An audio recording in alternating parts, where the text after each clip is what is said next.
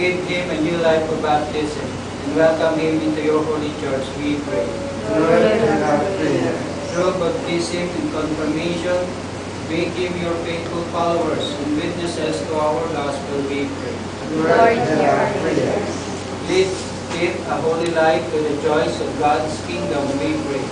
Lord, hear our prayers.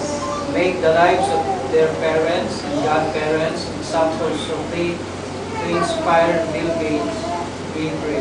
Lord, hear our prayer. Keep their families always in your love, we pray. Lord, hear our prayers. Renew the grace of our baptism in each one of us, we pray. Lord, hear our prayers. Mighty and ever-living God, you sent our only Son to the world to cast out the power of Satan, spirit of evil, to rescue men from the kingdom of darkness and bring him to the splendor of the kingdom of light. I pray for the child to set them free from original sin, make them temples of your glory, and send your Holy Spirit to dwell within them. We ask this through Christ our Lord. Amen. Merciful Father, from the font of baptism, you have given us new life as your sons and daughters. Blessed be God. You bring together all our baptized in order the Holy Spirit to be one people in Jesus Christ, your Son. Blessed be God.